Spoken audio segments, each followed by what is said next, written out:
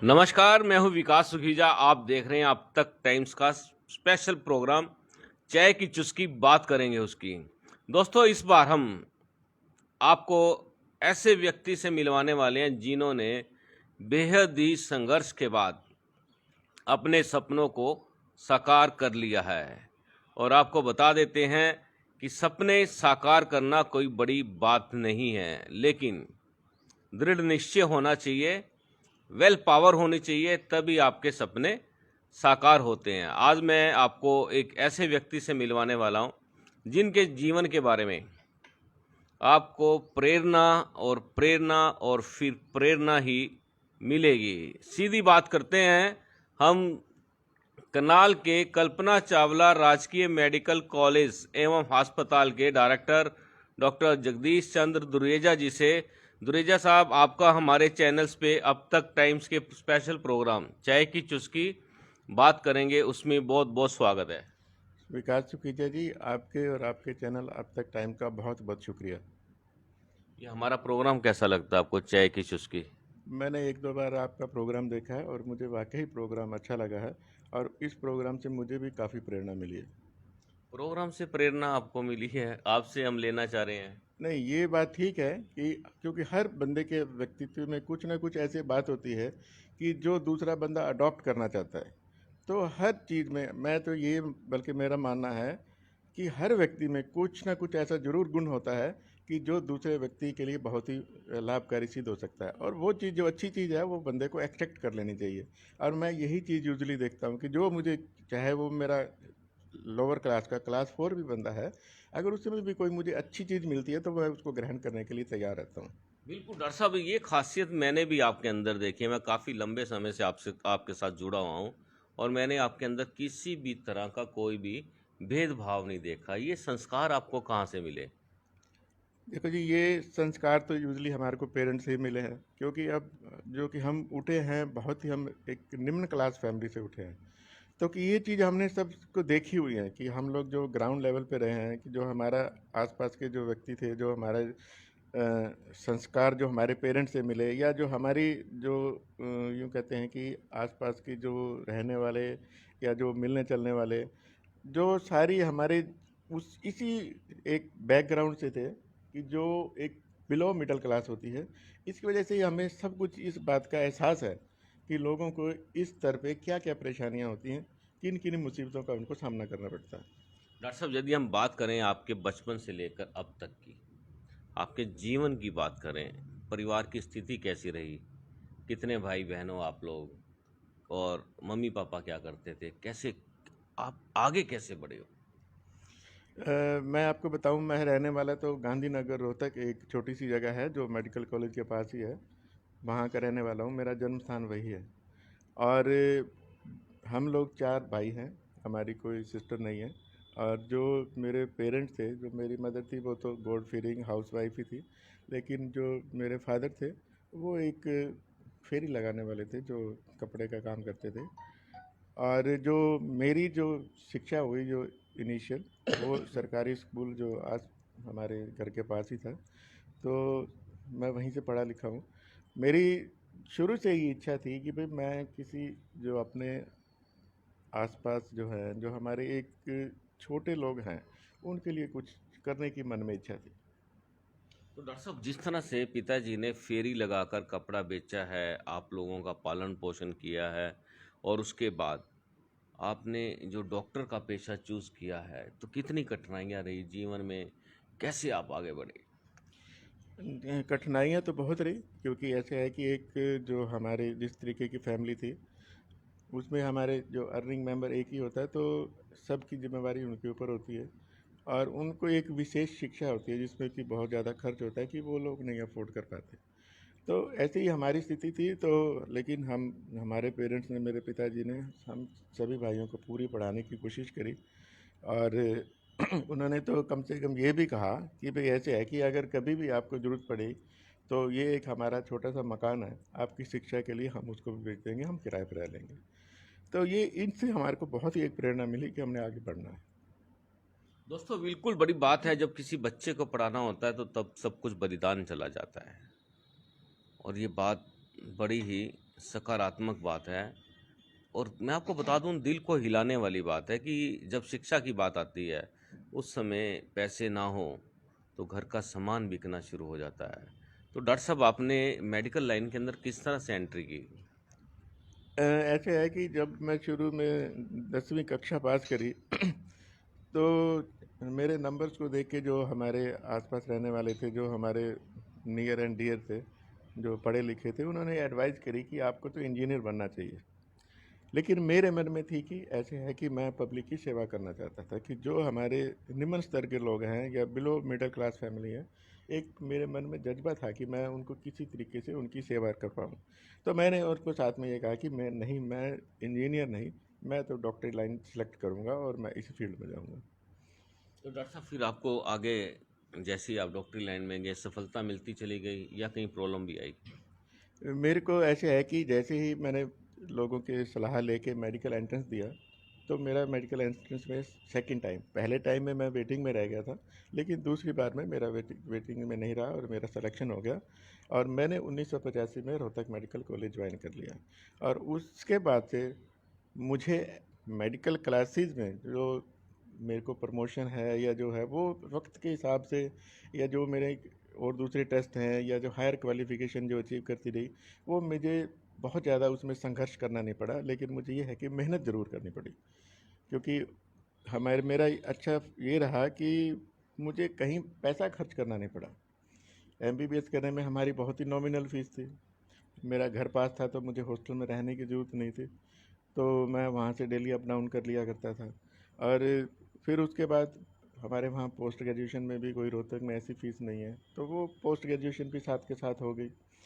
Post graduation के साथ होने के बाद फिर बीच में मैंने एक जो हमारे एनेस्थीसिया में एक सुपर स्पेशलिटी का होता है, वो कार्डियक एनेस्थीसिया का, वो भी कोर्स करा। फिर उसके बाद मैं पेन क्लिनिक के लिए गया। तो उन सब की ट्रेनिंग करने के बाद फिर मेरे मन में और जब आया कि जो एक गहन चिकित्सा होती है, जी।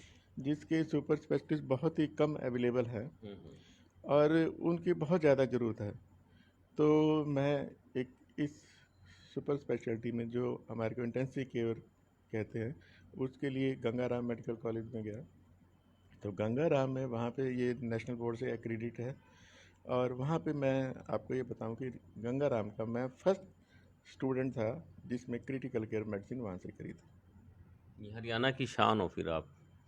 हमारे हरियाणा में उस टाइम जब मैंने करा तो हमारे साथ एक डॉक्टर ध्रुव हैं, डॉक्टर ध्रुव चौधरी हुआ करते थे, और मैं, हम दोनों ने साथ के साथ, उन्होंने चंडीगढ़ से वो करा था पल्मोनरी क्रिटिकल केयर मेडिसिन, और मैंने इधर गंगाराम से किया था। तो उस टाइम हम लोग दो थे। अब तो उसके बाद से धीरे धीरे ये जो है इंटेंसिव केयर की जो इसकी सब स्पेशलिटी है, सुपर स्पेशलिटी है, धीरे धीरे फैल रही है और लोग ज़्यादा से ज़्यादा इस फील्ड में जा रहे हैं।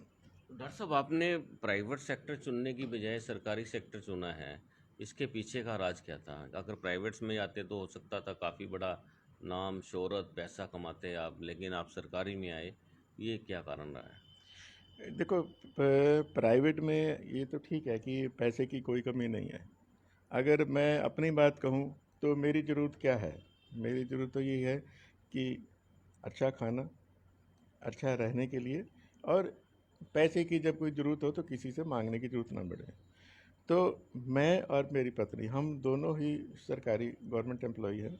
हमारे को गवर्नमेंट की तरफ से बहुत ही अच्छी सैलरी मिलती है, और हमारे इतने खर्चे नहीं हैं। जो हमारे बच्चे भी हैं उनका भी ऐसा कोई बहुत ज़्यादा खर्चा नहीं रहा जिसके लिए कि हमारे को ऐसे लगे कि हमें फील्ड में जाएं, हम प्रैक्टिस करें, बहुत ज़्यादा अर्न करें। लेकिन दूसरी बात ये भी है कि अगर आप प्रैक्टिस में जाते हो तो आप एक आम जनता की सेवा करने से एक वंचित रह जाते हो, कि जो बंदे अफोर्ड नहीं कर सकते, जिनके पास पैसा नहीं है, वो प्राइवेट में यूजली नहीं पहुंच सकते। जो मिडिल क्लास और बिलो मिडिल क्लास है, वो आपके सरकारी मेडिकल कॉलेज में ही आती है। और मुझे इन बंदों की सेवा करके मुझे एक अजीब सा सुकून प्रदान होता है। तो इसलिए इन सभी चीज़ों को मैंने मद्देनज़र रखते हुए, जो मेरी अपनी थी, मैंने शुरू से आखिर तक अभी तक सरकारी सेवा ही करी है। डॉक्टर साहब, आपके दो बच्चे हैं, बेटा और बेटी। बेटी डॉक्टर बन चुकी है और बेटा डॉक्टर बनने वाला है। ये प्रेरणा भी आपने ही दी है उनको? जो मेरी बिटिया थी वो तो शुरू में दूसरे फील्ड में जाना चाहती थी, वो कहती थी। लेकिन धीरे धीरे जब मेरी बात होती रही उनसे, मैडम की बात होती रही, तब उसका लास्ट में 12th पास करने के बाद फिर उसका मन चेंज हुआ और उन्होंने मेडिकल फील्ड ज्वाइन किया। क्योंकि मेडिकल फील्ड में हमारे को ये है कि हमें उन चीज़ के बारे में पता है कि हम किस फील्ड को ऑप्ट कर सकते हैं, हमारे को कहाँ कहाँ किस चीज़ में दिक्कत आ सकती है, बच्चे का कैरियर कहाँ सेटल हो सकता है। तो ये चीज़ें हमने अपने बच्चों को बताई तो बच्चों ने सहज स्वीकार कर लिया। और मैं आपको ये बताऊं कि जो मेरी गुड़िया भी है, वो चंडीगढ़ मेडिकल कॉलेज, जो हम गवर्नमेंट मेडिकल कॉलेज बत्ती से, वहाँ की ग्रेजुएट है। और अब वो पोस्ट ग्रेजुएशन की तैयारी कर रही है। तो अभी जो पीजी एंट्रेंस होगा तो वो उसमें अपीयर होगी। डॉक्टर साहब, आप लोगों को क्या कहेंगे कि उनके बच्चों को किस फील्ड में जाना चाहिए, कैसे उनका मार्गदर्शन होना चाहिए, कैसी उनको प्रेरणा मिलनी चाहिए?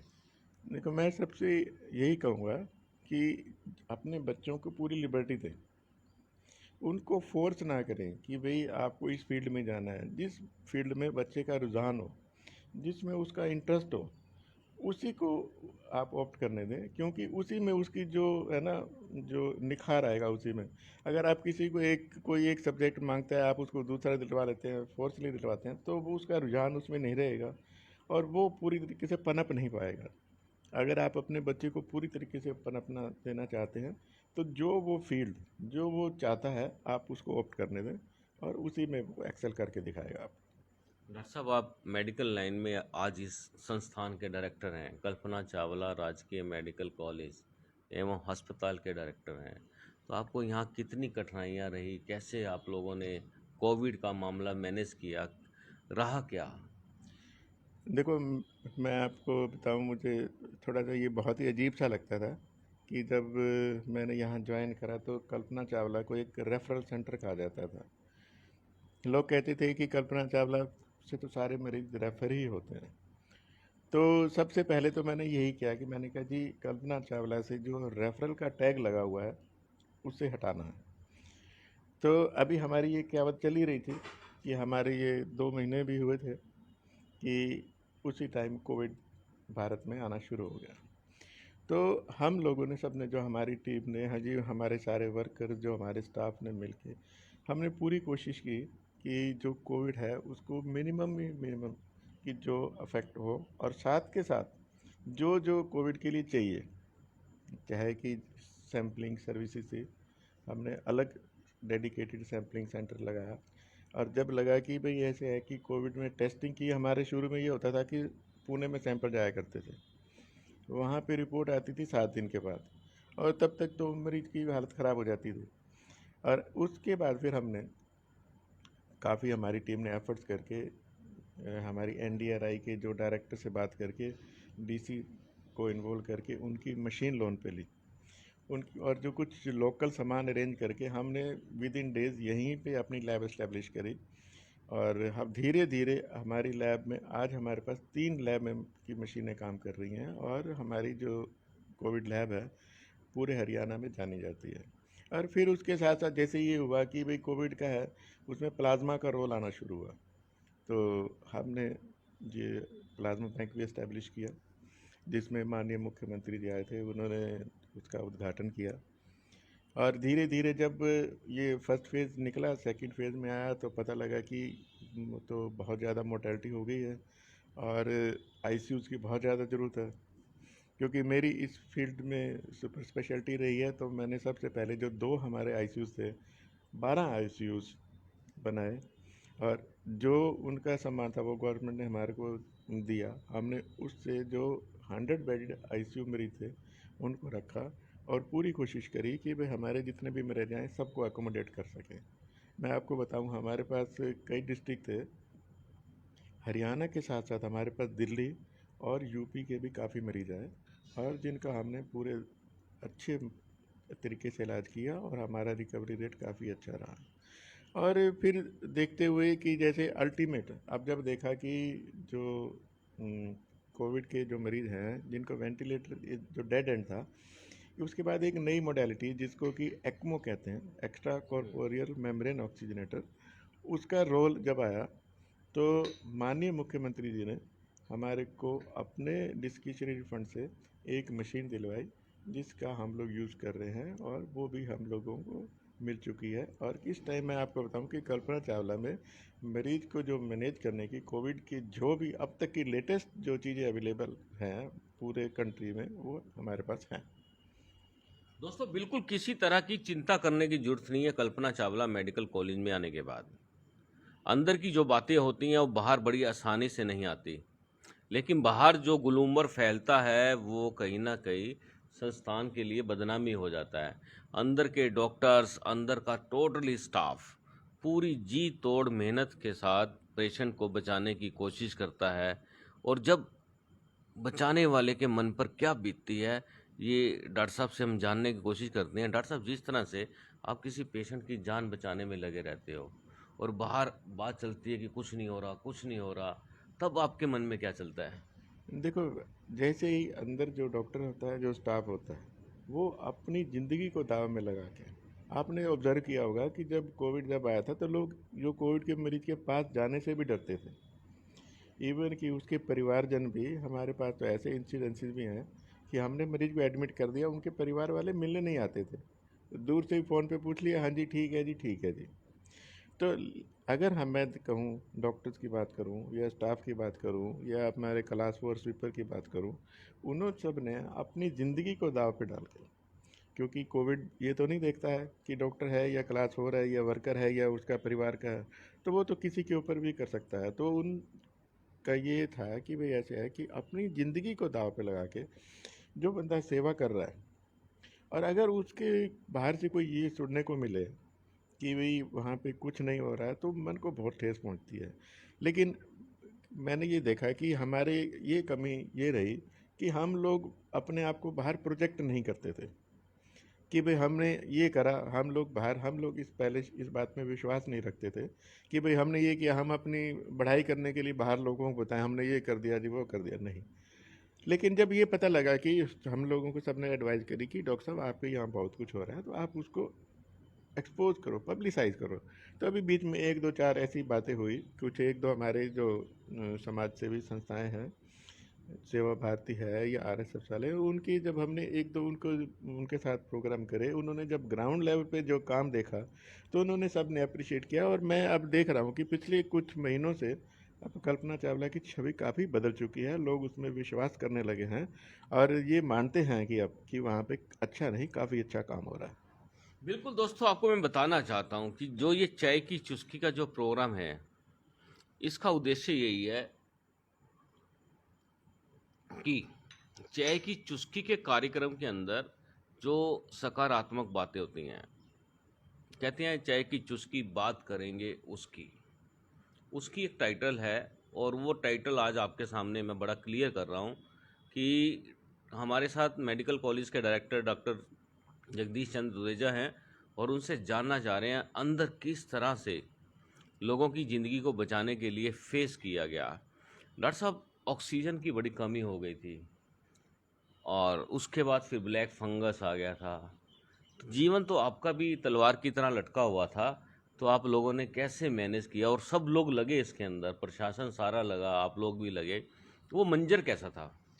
देखो विकास जी, आपने ना ऑक्सीजन की बहुत ही एक जो था ना कि हमारे को दर्द की याद दिलवा दी है कि हमने बहुत ही मतलब फेस किया है। ऐसे भी होता था।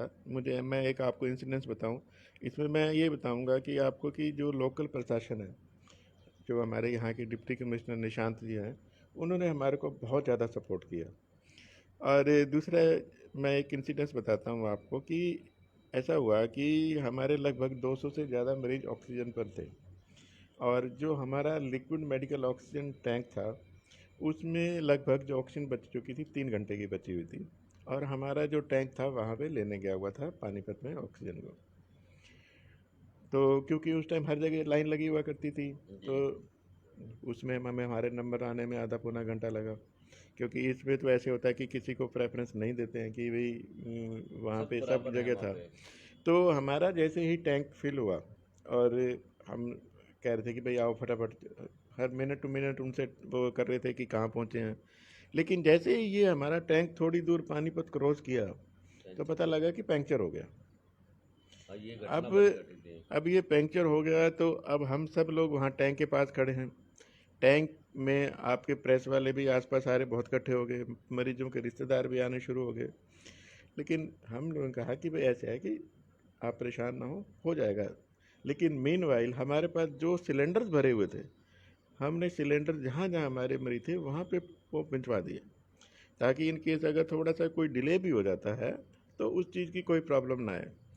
ये बात मैंने खुद अपने डिप्टी कमिश्नर से डिस्कस करी, तो उन्होंने आगे और पीछे, उनके पीछे जो पुलिस का व्हीकल लगा के सारे रोड्स को क्लियर करते हुए कि जो 40-45 मिनट में हमारे पास गाड़ी पहुंचती थी, वो उन्होंने 25-30 मिनट में गाड़ी पहुंचवा दी।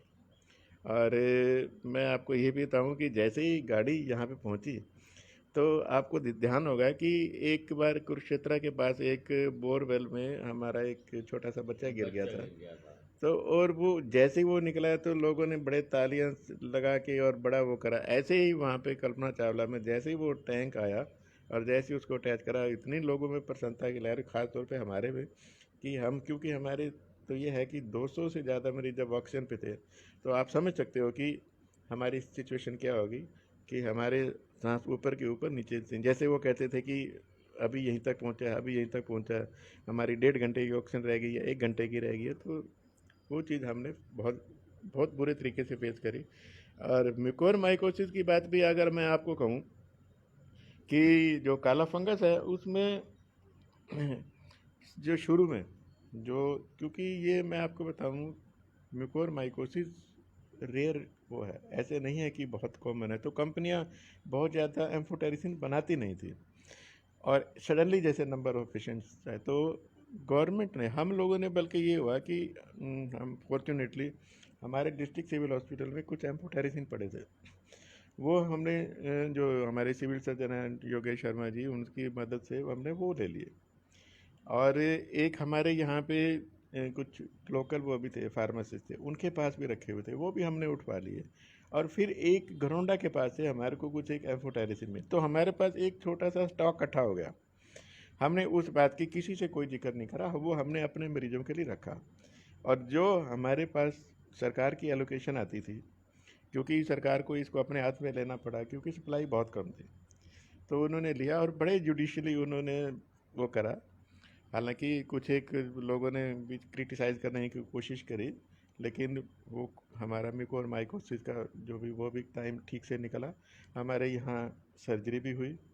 हमने यहाँ एक मल्टी डिसिप्लिनरी टीम बनाई, जिसमें हमने अपने न्यूरो सर्जन को भी इन्वॉल्व करा, प्लास्टिक सर्जन हमने बाहर से बुलवाए जो अपने घरौंडा में थे, बाकी ईएनटी एनेस्थीसिया वाली सर्विसेज तो हमारे पास ही थी, आई के हमारे डॉक्टर सुमित जी थे। तो हमारे यहाँ काफ़ी अच्छा म्यूकोर माइकोसिस में काम हुआ है। और दूसरा ये भी बताऊँ कि अब हमारे पास म्यूकोर माइकोसिस के ऑलमोस्ट 3 या 4 ही पेशेंट बचे हुए हैं, और सब कुछ सिचुएशन बिल्कुल ठीक ठाक है। डॉक्टर साहब, बड़ी बात है कि बाहर और अंदर, दोस्तों ध्यान से सुनना मेरी बात को, अंदर मरीज की सांसें अटकी थी, बाहर मरीज के पेरेंट्स की सांसें अटकी थी, और इधर स्टाफ की सांसें अटकी थी कि किसी भी तरह से ऑक्सीजन पहुंच जाए। इन बिटवीन टायर पंचर हो जाता है।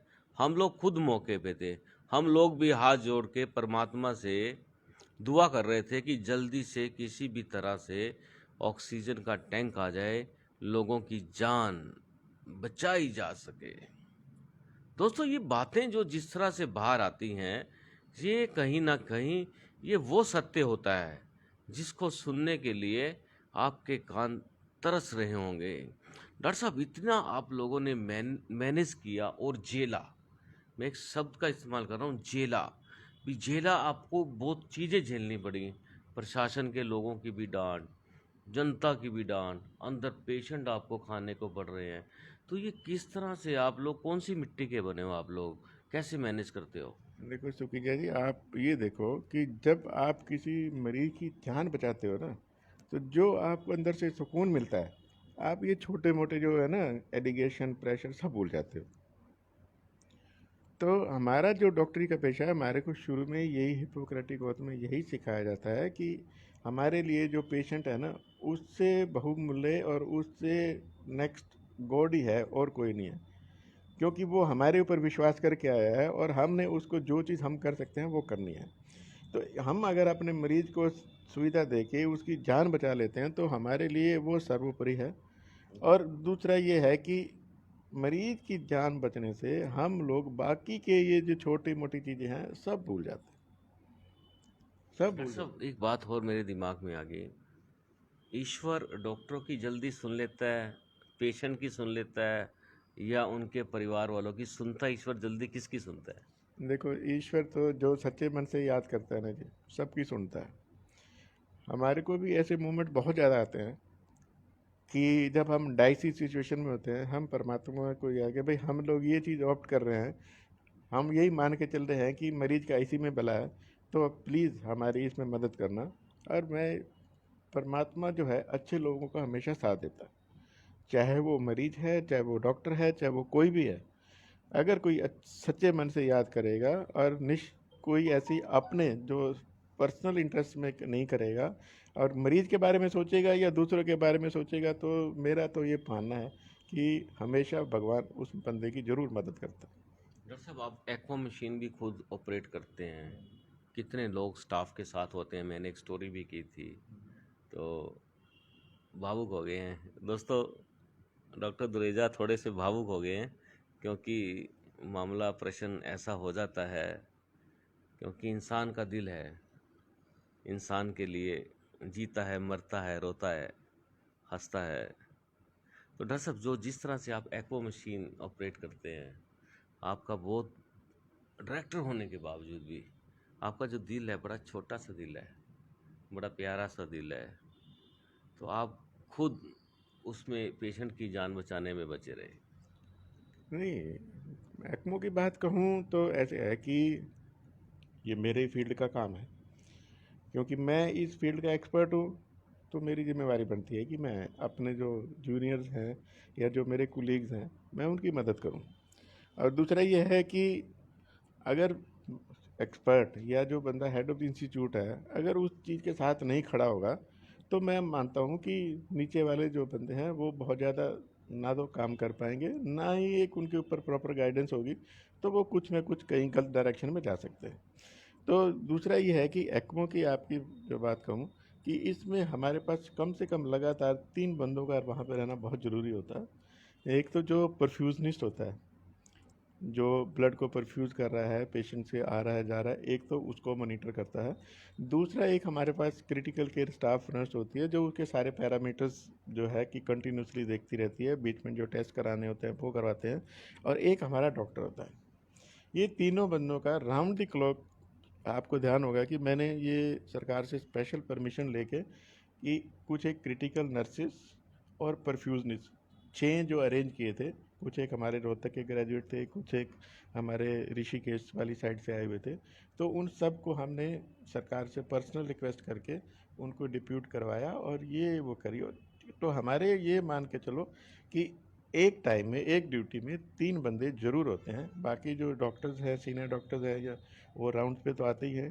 तो 9 या 10 बंदे राउंड द क्लॉक पेशेंट को मॉनिटर करते हैं। बिल्कुल दोस्तों, थोड़ा सा टॉपिक चेंज कर देता हूँ, मामला बड़ा भावुक हो चुका है। नर्स साहब आपकी वाइफ भी डॉक्टर हैं, कितना कोऑपरेट करती हैं आपको? देखो, मैडम तो बहुत ज़्यादा ही कोऑपरेट करती हैं। उन्होंने तो एडमिनिस्ट्रेशन में बहुत ही अपनी अच्छी भूमिका निभाई है। वो वैसे तो गायनेकोलॉजिस्ट है, अब जो हेल्थ में सीनियर मेडिकल ऑफिसर के पद पे कार्यरत हैं। और उन्होंने लगभग 18 से 19 साल जो है गायनी में अपनी सर्विसेज देने के बाद, तो फिर एक जो सेकंड अपनी स्पेशलिटी है कम्युनिटी मेडिसिन, जिसका कि आजकल बहुत ज़्यादा ज़रूरत पड़ी, तो उन्होंने कम्युनिटी मेडिसिन 2018 में करके आई थी। तो अब कम्युनिटी मेडिसिन को नीड देखते हुए तो उनकी deputation Kalpana Chawla medical college में हुई थी। तो उन्होंने जो वैक्सीनेशन के पार्ट में बहुत ही अच्छा अपना काम किया। उन्होंने एज DMS1 काम कर रही हैं। तो जो कई चीज़ें ओवरलुक हो जाती हैं तो वो बड़े अच्छे तरीके से उसको मैनेज कर रही हैं। और मैं आपको बताऊं कि एडमिनिस्ट्रेशन में ख़ास तौर पे गायनी के वर्क में, कम्युनिटी के वर्क में, वैक्सीनेशन के वर्क में, और बाकी जो कई चीज़ें जो हम लोग ग्राउंड लेवल पे नहीं पहुंच सकते, तो वो मैडम ग्राउंड लेवल पे पहुंच के उस चीज़ को बड़े अच्छे से निभा रही हैं। ये वाकई में बहुत बड़ी खासियत है। मैंने खुद देखा दोस्तों डॉक्टर साहब की मैम को कि किस तरह से किसी भी काम को बड़ा डीपली जाकर गहराई में जाकर उसका निदान करती हैं, चाहे उसके लिए उनको लड़ना ही क्यों ना पड़े, वो अपना काम एकदम से फिनिश कर देते। बहुत बड़ी काबिलियत है उनके अंदर। नहीं, वो बिल्कुल बिल्कुल ऑनेस्ट, स्ट्रेट फॉरवर्ड, और अपनी जो आवाज़ को, जो सच्चाई को, बिल्कुल किसी से वो नहीं डरती हैं, किसी के सामने नहीं दबती हैं।